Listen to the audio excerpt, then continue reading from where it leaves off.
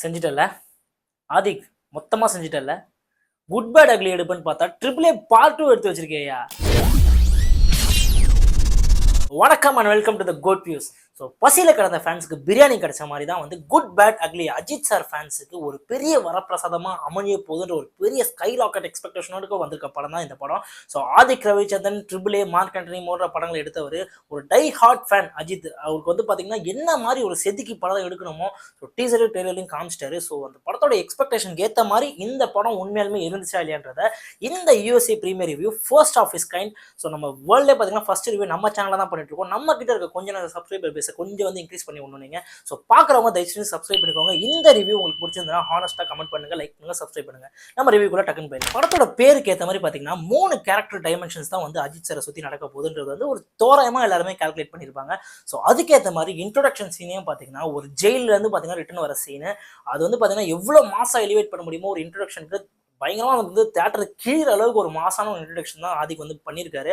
So followed by அதுக்கப்புறம் ஜெயிலேருந்து பார்த்தீங்கன்னா வந்து த டிராகன் ஏகே ரிட்டர்ன் ஆகிற ஒரு சீன் ஒரு சாங்கோட வந்து பார்த்தீங்கன்னா சூப்பராக வந்து முடிக்கிறாங்க. ஸோ இதுக்கப்புறம் பார்த்தீங்கன்னா இந்த கேரக்டர் வந்து யார் உண்மையிலுமே எதுக்காக ஜெயிலுக்கு போச்சு, இதை வந்து பார்த்தீங்கன்னா அவர் வந்து ஒரு அப்பா சன் ரிலேஷன்ஷிப் வந்து அந்த படத்தை பற்றி இருக்க போது ஆதிக்கு வந்து முன்னாடி ஒரு ஹிண்ட் கொடுத்துருந்தாரு. அதை பேஸ் பண்ணி தான் படமும் ஸ்டார்ட் ஆகுது. ஸோ வந்து ஸ்பெயினில் இருக்கிற அஜித்தும் த்ரிஷாக்கும் பார்த்தீங்கன்னா அவரோட பையனுக்கு ஒரு ப்ராப்ளம் நடக்க போகிறதா வந்து அவங்களுக்கு தெரியுது. ஸோ இதனால வந்து பார்த்தீங்கன்னா ஒரு அர்ஜுன் தாஸ் கேரக்டர் உங்க எல்லாருக்குமே தெரிஞ்சிருக்கும், ட்ரெயிலரில் பார்த்துருப்பீங்க. அவர் தான் வந்து பார்த்தீங்கன்னா ஒரு குட்டி வில்லனாக இருக்கார் இந்த படத்தில். ஸோ இன்னொரு வில்லனும் இருக்கார், அது யார் வந்து படத்தில் வந்து சீக்கிரட்டாக நீங்கள் பார்த்து தெரிஞ்சுக்கோங்க. ஸோ ஃபர்ஸ்ட் ஆஃப் ஆல் பார்த்தீங்கன்னா அஜித் சார் அவரோட பையனுக்காக வந்து என்ன மாதிரி வந்து அவரோட பேக் டு டிரான்ஸ்ஃபர்மேஷன் வந்து அவர் விஸ்வரூபம் எடுக்கிறாரு. அதே மாதிரி பார்த்தீங்கன்னா இவர் வந்து இப்போ வந்து ஒரு குட்டான ஒரு கேரக்டரா இருந்து எப்படி பேடா மாறி அக்லியா வந்து கடைசியில் முடிக்கிறாரு அப்படின்றது தான் படம் ஃபுல்லாகவே இருக்கும். ஸோ இதுதான் படத்தோட ஷார்ட் ஒன்லைனு. ஸோ படத்தோட ஸ்டார்டிங்லேயே வந்து பார்த்தீங்கன்னா ஜெயிலேருந்து வந்ததுக்கப்புறம் அஜித்துக்கு நடக்கிற அந்த பையனுக்கான ஒரு பிரச்சனைனால இவர் எந்த எக்ஸ்ட்ரீமுக்கு இவரோட பேக் வந்து பார்த்தீங்கன்னா ஒரு ஃப்ளாஷ்பேக்கில் அவரோட பழைய இதை வந்து அவர் தோன்ற மாதிரி வந்து என்ன பண்ண போறான்ற வந்து பார்த்தீங்கன்னா அது பயங்கரமாக பீக்கில் வந்து ஏற்றிட்டே இருக்காங்க. ஸோ ஒரு சீனும் ஒரு ஃப்ரேமும் சரி ஆதிக் வந்து டு த ஹார்ட் கோர் ஃபேனாக வந்து டிசைன் பண்ணியிருக்காருன்னு தான் சொல்லணும். ஸோ ஃப்ளாஷ்பேக் எப்படா ஆரம்பிக்க போகுது அப்படின்ற வந்து எல்லாம் பரபரப்பாக வந்து ஆரம்பிக்கிற அளவுக்கு அந்த அர்ஜுன் தாஸோட பில்டப்புமே பார்த்தீங்கன்னா நீ பழையில இந்த ஒரு பெரிய கையாமே அப்படின்றப்ப அந்த ரெஃபரன்ஸ்லாம் இருக்குது பார்த்தீங்களா. ஸோ ரெஃபரன்ஸ் தான் படமே நினச்சிட்டு போயிடாதீங்க, அதுக்குள்ளேயும் ஒரு சின்ன ஒரு கதையும் இருக்குது. ஸோ ஃப்ளாஷ்பேக்கில் வர ரெஃபரன்சஸ் ஒரு லுக்ஸுமே பார்த்தீங்கன்னா ஸோ தீனாவாகட்டும் வாலி ஆகட்டும் ஸோ இந்த மாதிரி லுக்ஸ்லாம் வந்து ட்ரை பண்ணியிருக்கிறது வந்து ஃப்ளாஷ்பேக் போர்ஷன்ஸில் எப்படி வந்து அஜித் சார் வந்து ரொம்ப மெனான்சிங்காக ரொம்ப யங்காக காட்டணும் தான் ட்ரை பண்ணியிருக்காங்க. பட் அந்த மேக்கப் வைஸ் பார்த்தீங்கன்னா அந்த யங் ஃபீல் நமக்கு கொடுக்கல. ஸோ அதான் உண்மை. அந்த விதத்தில் கொஞ்சம் லைட்டாக வந்து பார்த்தீங்கன்னா மேக்கப் டிபார்ட்மெண்ட் இன்னும் கொஞ்சம் நல்லா ஒர்க் பண்ணிடலாம். அவர் என்ன தான் வந்து அவர் பாடியை டோன் டவுன் பண்ணியிருந்தாலும் அந்த மேக்கப் வந்து பார்த்தீங்கன்னா ரொம்ப வந்து அப்பட்டமாக தெரியுது. ஸோ இதனால வந்து பார்த்தீங்கன்னா அந்த லுக்கு வந்து பார்த்தீங்கன்னா எனக்கு பெருசாக பிடிக்கல. பட் அந்த செகண்ட் டிரான்ஸ்ஃபர்மேஷனுக்கு பார்த்தீங்களா அந்த குட் பேடாக மாறுற கேரக்டரு. ஸோ அப்போ தான் பார்த்தீங்கன்னா ஒரு பயங்கரமாக வந்து ஒரு அவ்வளோ ஸ்டைலிஷாக அஜித் சார் சத்தியமாக பார்த்ததே கிடையாதுங்க. ஒரு அசல் படத்தில் வந்து பார்த்தீங்கன்னா ஒரு ஃபஸ்ட்டு ஒரு லுக் வந்திருக்கும். சரண் வந்து பார்த்தீங்கன்னா பயங்கரமாக அந்த லுக்கை வந்து ஒர்க் அவுட் பண்ணியிருப்பாரு. அதுக்கப்புறம் இந்த லுக்கு தான் வந்து to the best Ajith sir கரியர்னே சொல்லலாம். அந்த பேக் கேரக்டருக்கும் அந்த பார்த்தீங்கன்னா அதுக்கு வந்து ஒரு டேட்டூ போகிறதுக்கும் ஒரு கனெக்ஷன் இருக்குது. அந்த டேட்டூ வந்து ரெட் டிராகனாக ஒரு டைகராக வந்து டிராகனாக வந்து அவர் மாறுறப்ப என்ன மாதிரி அந்த டேட்டூ டிசைன் எதுக்காகன்றது அதுக்கும் ஒரு கனெக்ஷன் படத்தில் இருக்குது. ஸோ படத்தோட ஃபர்ஸ்ட் ஆஃப் வந்து பார்த்தீங்கன்னா இப்படி தான் வந்து மிக்சடாக வந்து ஒரு ஆக்ஷன் பேக்டாக ஒரு எமோஷனல் ஆங்கிலையும் சரி ஒரு ஃப்ளாஷ்பேக் போர்ஷனில் மாசா என்னென்ன எலிவேட் பண்ண முடியுமோ இப்படி தான் பரபரன்னு நகருது. ஸோ கதை வந்து கொஞ்சம் ப்ரெடிக்டபிளாக தான் போகும் ஃபர்ஸ்ட் ஆஃப்ல. ஸோ இந்த இன்டர்வல் பாயிண்ட் வந்து பார்த்தீங்கன்னா அந்த cat and mouse game between Arjun Das and AK's character இதில் வந்து பார்த்தீங்கன்னா இன்டர்வலில் ஒரு பீக்கான ஒரு பாயிண்ட்ல போயிட்டு ஒரு சின்ன சர்ப்ரைஸும் இருக்குது. அதாவது அஜித் சார் மூவி ரெஃபரன்ஸ் ஒரு டைலாக்கும் இன்னொரு டைலாகும் இருக்குது. அது வந்து நீங்கள் படத்தை பார்க்குறப்ப அது ஒரு சர்ப்ரைஸான மொமெண்ட் தான். 2 ஃபேன்ஸையும் வந்து கட்டி தழுவ போகிற மாதிரி ஒரு மொமெண்ட்டாக இருக்க போகுது. ஸோ ஃபர்ஸ்ட் ஹாஃபை பொறுத்தவரைக்கும் க்ளீன் ஃபர்ஸ்ட் ஹாஃபும் mass and commercial super entertainer first half. So Ajith sir வந்து பார்த்தீங்கன்னா ஹியூமர் ஆங்கிலையும் பார்த்தீங்கன்னா நிறையா வந்து ட்ரை பண்ணியிருக்காரு. செகண்ட் ஹாஃபில் வந்து பார்த்தீங்கன்னா ஃபுல் அண்ட் ஃபுல் கேரக்டர் வந்து பார்த்தீங்கன்னா அந்த அமைதியாக இருந்த கேரக்டர் பாஷாவோட ட்ரிபிள் பாஷாவாக எப்படி மாறப்போகுதுன்றது வந்து அந்த அக்லி கேரக்டர் வந்து பார்த்தீங்கன்னா பயங்கரமாக வந்து ஒரு ரகலை பண்ணுங்க. தேட்டே பார்த்தீங்கன்னா பிளாஸ்ட் ஆகிற மாதிரி வந்து சீன்ஸ் வந்து 2-3 சீன்ஸ் இருக்குது. ஸோ இருந்தாலும் கதை வந்து பார்த்தீங்கன்னா செகண்ட் ஆஃப் படம் வந்து 2 hours 22 minutes தான். ஸோ ரொம்ப டைட்லி பேக்டு. அதுக்கு வந்து ஒரு பெரிய ஒரு ஹேட்ஸ் ஆஃப் கொடுக்கணும் அதுக்கு. ஏன்னா இந்த காலகட்டத்தில் 2 30க்கு அப்புறமா போச்சுன்னா கூட ரொம்ப கஷ்டம் உட்காருது. ஸோ அந்த விதத்தில் க்ளீனாக வந்து இதை வந்து கிளவராக ஹேண்டில் பண்ணிக்கிறதா சொல்லணும். ஸோ கதையில் வந்து பார்த்தீங்கன்னா ஒன்றுமே பெருசாக இல்லைங்க. டு பி ஃப்ராங்க் வந்து இது வந்து ரொம்ப நீங்கள் மாசாக இருக்கும் அப்படின்னு வந்து செகண்ட் ஹாஃப்லாம் போய் உட்காந்துட்டிங்கன்னா அந்த எமோஷனல் ஆங்கிள் வந்து உங்களுக்கு கனெக்ட் ஆகாம தான் போகும். அந்த ட்ரிபிள் ஏ வாடை கொஞ்சம் அடிக்கும் அப்பப்போ.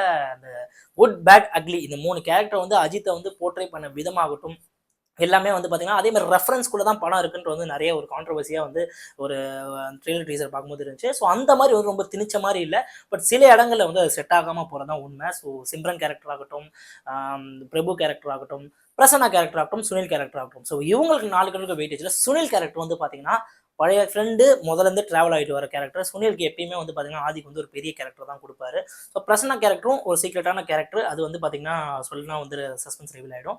ஸோ மற்றவங்களாம் அவங்க கேமியாவும் அங்கங்கே தெளிச்சிட்டு போயிருக்காங்க. ஸோ அந்த விதத்தில் வந்து job done for every character, no cast வேஸ்டட்னு சொல்லலாம். பட் என்ன ஒரு பெரிய பெரிய ஒரு மைனஸ்னு பார்த்தீங்கன்னா இந்த கேரக்டர்லாம் வந்து பார்த்தீங்கன்னா டிசைன் பண்ண விதமாகட்டும் ரொம்ப கார்ட்டூனிஷாக இருக்குது. ஸோ அர்ஜுன் தாஸ்கோட கேரக்டர் பார்த்தீங்கன்னா லிட்டலாக சைல்டு சின்ன அந்த கேரக்டர் இப்போ எப்படி இருக்கும் அந்த மாதிரி தான் அவங்களுக்கு போட்டிருக்க காஸ்டியூமு, தலையில் ஹேர் கலரு. ஸோ இதெல்லாம் கொஞ்சம் ஆக்வர்டாக தான் இருக்குது. இந்த படத்துக்கு வந்து ஒரு யூனிவர்ஸாக வந்து அவர் கிரியேட் பண்ணுற ஒரு வேர்ல்டாக கிரியேட் பண்ண போகிறாரு அப்படின்ன போது இது வந்து நமக்கு வந்து ரொம்ப ஒரு ஆர்டிஃபிஷியலாக இருக்குது. ஸோ படத்தோட கதையுமே வந்து ரொம்ப ரொம்ப சப்பையான ஒரு கதை, ஈஸிலி ப்ரெடிக்டபிள் கதை. ஸோ என்னதான் மாசியன்ஸ் வச்சு ஒரு சேஸு, ரன்னு, ஸ்லோ வாக்கு இதெல்லாம் யூஸ்வலாக இருந்தாலும் ஒரு அஜித் சார் ஃபேன்ஸுக்கு ஒரு ஃபீஸ்டாக ஒரு படமாக தான் கண்டிப்பாக இருக்கும்.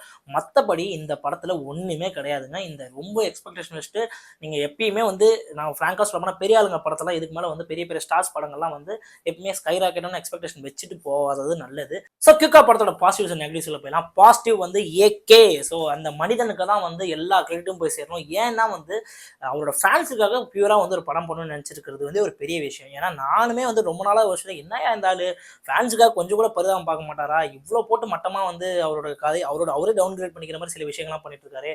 அது வாண்டடா பண்ண மாதிரி இருந்ததா என்னன்னு தெரியல. பட் இந்த படம் வந்து பார்த்தீங்கன்னா நின்று பேசுகிற அளவுக்கு ஃபேன்ஸுக்கு எல்லா எலமெண்ட்ஸும் உள்ள திணிச்சு வச்சிருக்காரு. அது எல்லாமே வந்து பார்த்தீங்கன்னா ஃபேன்ஸுக்காக மட்டும்தான் பியரா பண்ணியிருக்காரு. அந்த ஒரு விஷயத்துக்கு அவர் பாடி டிரான்ஸ்ஃபர்மேஷன் ஆகட்டும், அவர் ரேஸுக்கு பண்ணாரா இல்லை லிப்போ பண்ணாரா அந்த கதைக்குள்ள நம்ம போக தேவையில்ல. எல்லாமே வந்து பார்த்தீங்கன்னா மெனக்கெடல் தான். ஸோ படத்துக்காக ஒரு மெனக்கெட்ட விதம் எல்லாமே ஃபேன்ஸுக்காக பண்ணதுக்கு hats off AK. GV Prakash அவரோட இசை பார்த்தீங்கன்னா பாடல்களில் வந்து ஒரு டமால் டிமில் எப்பயுமே பெருசாக வந்து இந்த பாடல்கள்லாம் வந்து பெருசாக வந்து இந்த கதை கூட சிங்க் ஆகலனாலுமே ஒரு கமர்ஷியல் மசாலாவை போனாலுமே இந்த பேக்ரவுண்ட் ஸ்கோர் வந்து பார்த்தீங்கன்னா அப்படியே வந்து அந்த வாசிப்பாங்கள தீல உட்காந்து ஒரு மீம் அதுதான் பண்ணியிருக்காருன்னு சொல்லணும். ஸோ எப்படி வந்து ஒரு அட்லி ஒரு அனிருத் காம்போ இருக்குமோ அந்த மாதிரி வந்து ஆதிக் ஜிவி பிரகாஷ்க்கு ஒரு மாஸ் கமர்ஷியலாக அந்த மார்க் ஆண்டிலுமே சூப்பராக ஒர்க் அவுட் ஆயிருக்கு. எனக்கு ரொம்ப பிடிக்கும் பேக்ரவுண்ட் ஸ்கோரு. ஸோ இந்த படத்தில் ஒரு out of the box thinking மாதிரி ஒரு பயங்கரமான ஒரு எலிவேஷன் பண்ணியிருக்காரு. So hats off GV. So ரொம்ப ரொம்ப nice work, keep up doing that. So second வந்து பார்த்தீங்கன்னா அந்த கேஸ்ட் வந்து கேஸ்ட் எல்லாமே ஆதிக்கு யூஸ் பண்ணியிருக்க விதம் வந்து ரொம்பவே நல்லா இருக்கு. இதெல்லாம் தான் படத்தோட பாசிட்டிவ்ஸ். ஸோ நெகட்டிவ்ஸ் பற்றி போனால் நிறைய லிஸ்ட் போயிட்டே இருக்கும். இந்த படத்தோட நெகட்டிவ்ஸ் பார்த்தீங்கன்னா ஸ்டோரி தான் சொல்லுவேன். ரொம்ப ரொம்ப weak and predictable plot and story. So screenplay வந்து ரொம்ப டைட்லி பேக்கடாக இருந்தாலும் ஸ்டோரி கொஞ்சம் மொக்கையாக இருக்கிறது. நம்ம என்ன இருந்தாலும் கடைசியில் வந்து இந்த ஸ்டோரியை தான் பார்க்குறதா இருக்கும். அந்த விதத்தில் இந்த படத்துக்கு வந்து ஒரு பெரிய லெட்டவுன் ஸ்டோரி தான். இதுக்காக வந்து நீங்கள் வந்து ரொம்ப வந்து காசை செலவு பண்ணி 2000 3000 டிக்கெட் செலவு பண்ணி தயவு செஞ்சு போயிடாதீங்க. நார்மலாக வந்து டிக்கெட் கிடைக்கிறப்ப போய் பாருங்கள், சேஃபாக பாருங்கள். ஸோ அஜித் சாருக்குமே அதுதான் விருப்பமாக இருக்கும். ஸோ இந்த ரிவ்யூவோட இந்த வீடியோ முடிச்சுக்கலாம். So until next review, bye from code.